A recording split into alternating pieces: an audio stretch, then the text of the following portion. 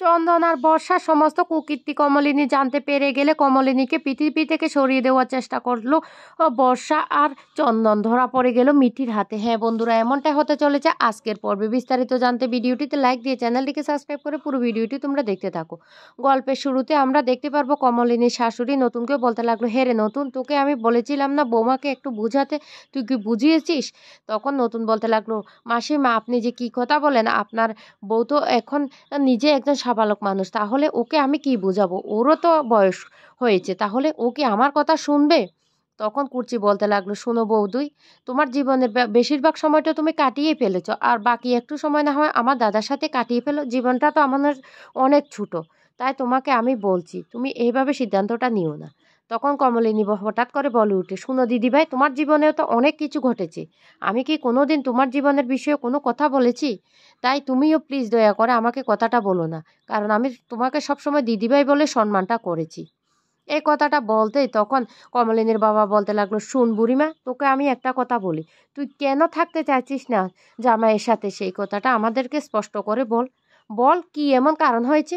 তখন কমলিনীর বৌদি রেশমি বলে উঠে, হ্যাঁ বুড়ি, সেই কথাটা তো আমরা সবাই জিজ্ঞাসা করতে চাইছি, তুমি যাবেটা কোথায়? হ্যাঁ, তুমি এ বাড়িতে থাকবে না, তাহলে তুমি যাবেটা কোথায় সেটা তো নিশ্চয় সিদ্ধান্ত নিয়ে নিয়েছো, তুমি এবার সেটা সবাইকে বলো স্পষ্ট করে। তখন কমলিনীর বাবা বলতে লাগলো, শুন, তোর জন্য না এই বয়সে আমাকে অপমানিত সহ্য হতে হচ্ছে, প্লিজ তুই কি করতে চাইছিস সেটা আমাদেরকে স্পষ্ট করে খুলে বল। তখন এই কথাটা শুনে হাসতে থাকে বর্ষা। বর্ষা হেসে তখন বলতে লাগলো, আরে মামনি, তুমি কোথায় যাবে? নিশ্চয় নতুন কাকুর বাড়িতে যাবে। এই কথাটা বলতে তখন নতুন আর কমলিনী অবাক হয়ে যায়, বর্ষার দিকে তাকিয়ে থাকে। আর তখনই এই বর্ষা বলতে লাগলো, না না, সেটাই তো, তুমি নিশ্চয় যে কোনো একটা সিদ্ধান্ত নিয়ে নিয়েছো, না হলে কি এত বড় সিদ্ধান্তটা তুমি নিতে পারতে? তখন মিটি বা বিনরা বলতে লাগলো, মা, তোমাকে আমরাও জিজ্ঞেস করতে চাই, শুনো, তুমি কোথায় যেতে চাইছো, আর তুমি কেনই বা বাবার সাথে সংসারটা করতে চাইছো না, সেটা আমাদেরকে একটু স্পষ্ট করে বলবে। তখন কমলিনীর শাশুড়ি বলতে লাগলো, শুনো বৌমা, এসব কোন ধরনের কথাবার্তা বলছো? তুমি কোন ধরনের কথাবার্তা বলছো? তুমি আমার ছেলের সাথে কেন সংসার করতে চাইছো না সেটা সবাইকে তুমি খুলে বলো, খুলে বলো। আর তোকে একটা কথা বলে রাখি নতুন, সবাই যেটা বলছে সেটা যদি সত্যি হয় তাহলে আমি কিন্তু কাউকে ছেড়ে কথা বলবো না। এই কথাটা বলতে নতুন তখন বলতে লাগলো, মাসিমা আপনি এটা কি ধরনের কথা বলছেন? সবাই কি বলছে? তখন চন্দন বলতে লাগলো, শুন নতুন, আমি তো তোকে ছোটবেলা থেকে চিনি, তুই কেমন ধরনের ছেলে, তাই মা যেটা বলছে সেটা তুই প্লিজ কিছু মনে করিস না, মার হয়ে আমি ক্ষমা চাইছি। আরে যেহেতু তোর বউঠান আমার সাথে একসাথে থাকতে চাইছে না, সেহেতু তো সবাই এক একজন এক এক ধরনের প্রশ্ন করবে, এক একজনের মাথায় এক একটা প্রশ্ন আসতেই পারে।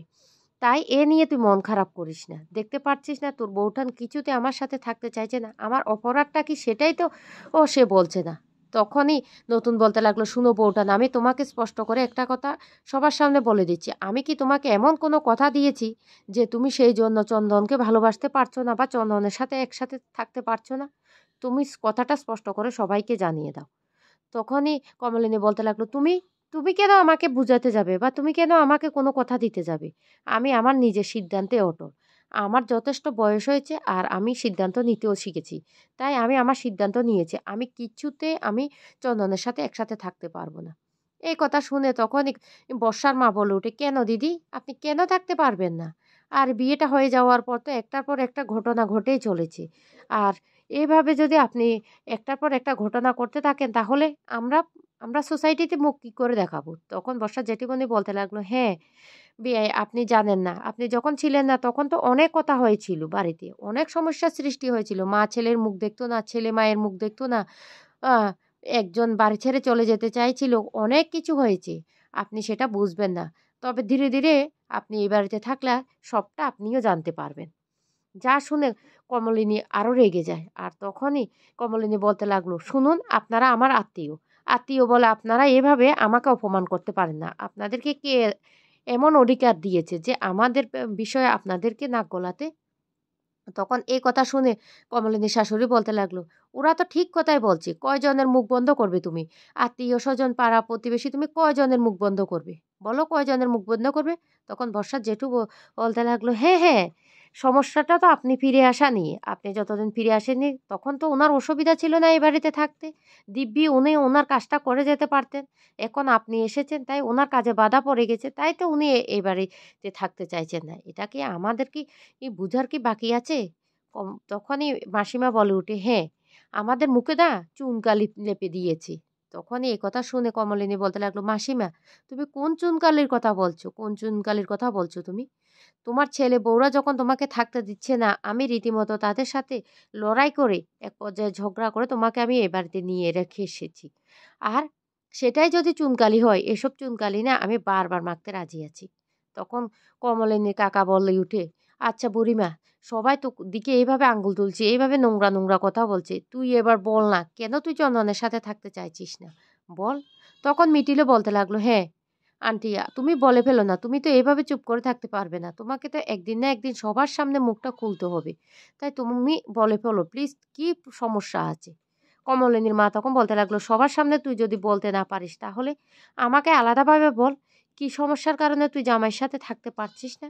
তখন কমলিনী বলতে লাগলো, "তোমরা না আমার সিদ্ধান্তের উপর কিছুই করতে পারবে না। আমার সিদ্ধান্ত আমি নিয়ে নিয়েছি।" কমলিনীর দাদা তখন বলতে লাগলো, "হ্যাঁ, তোর সিদ্ধান্ত তুই নিয়ে নিয়েছিস। তবে সিদ্ধান্তটা কেন নিয়েছিস সেটা আমাদেরকে জানতে হবে। সেই প্রশ্নের উত্তরটা না হয় তুই আমাদেরকে দে।" তখনই একথা শুনে চন্দন বলতে লাগলো, "তোমরা এভাবে কমলিনীকে দোষারোপ করো না। প্লিজ, ও যদি থাকতে না চায় থাকবে না। তবে আমিও ভেবেচিন্তে নিয়েছি। আমি এ বাড়িতে থাকবো না। আমি আমার মা সন্তানের আমি দায়িত্ব নেব, তবে দূর থেকে নেব। আমি এই বাড়িতে কিছুতে থাকবো না। যে বাড়িতে আমার স্ত্রী আমাকে গ্রহণ করতে পারছে না, সেই বাড়িতে আমি থেকে কি করব? আমি না হয় সেই বাড়িতে থাকবো না। আমি দূরেই চলে যাব। সন্ন্যাস ধর্ম না হয় আমি গ্রহণ করব।" তখন এই কথা শুনে মিটিল অবাক হয়ে চন্দনের দিকে তাকিয়ে থাকে। এদিকে বর্ষা তো মনে মনে হাসতে থাকে আর বলতে লাগলো, "এই তো খেলা শুরু হয়ে গেছে।" কুর্চি তখন বলতে লাগলো, "কেন দাদাভাই, তুই কেন চলে যাবি?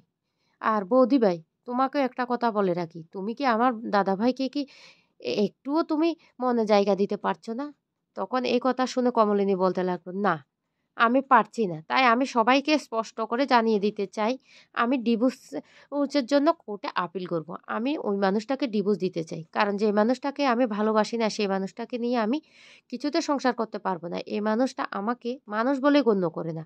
অনেক অপমান সহ্য করেছি আমি। তখন আমি ভাবতাম স্বামীর সমস্ত কথা মেনে চলা স্ত্রীর কর্তব্য। কিন্তু এখন আমি তো আমি আর নেই। আমি নিজেকে পাল্টাতে শিখেছি।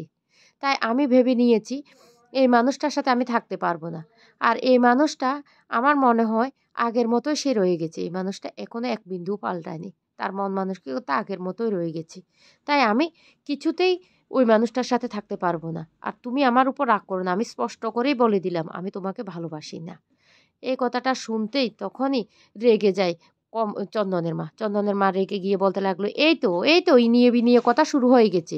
আমার ছেলের নামে দোষারোপ শুরু হয়ে গেছে।" মাসিমা তখন বলতে লাগলো, "হ্যাঁ, হ্যাঁ, না হলে ডিভোর্স ফাইলটা কি করে করবে? এভাবে মিথ্যে, মিথ্যে কথাগুলি বলেই তো ডিভোর্সটা করতে হবে।" কুর্চি তখন বলতে লাগলো, "না, বৌদি যেটা বলছে সেটা সত্যি কথা। আমি এর সাক্ষী। দাদাভাই কারণে অকারণে বৌদির উপর অনেক মানসিক চাপ সৃষ্টি করেছে, সেটা আমি জানি।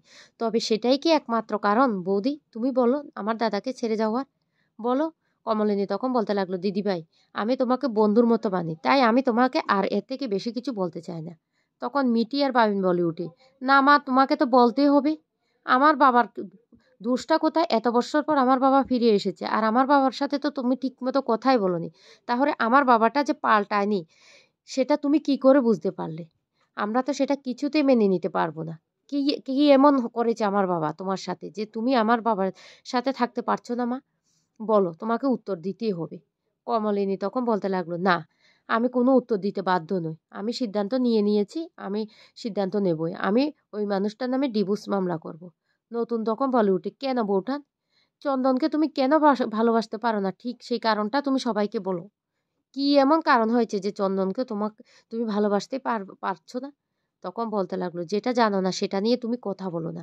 চন্দন আমার সাথে দিনের পর দিন যে অত্যাচারটা করেছে সেটা তোমরা কেউ জানো না। কেউ জানে না।" তখন চন্দন বলতে লাগলো, "হ্যাঁ কমুনি, একসময় হ্যাঁ আমি করেছি, আমি সেটা স্বীকার করি। কিন্তু মানুষ তো সবসময় একসময় একরকম থাকতে পারে না। আর তুমি যে কথাটা বারবার আমাকে হুমকি দিচ্ছ, তুমি ডিভোর্স ফাইল করবে, ডিভোর্স ফাইল করবে।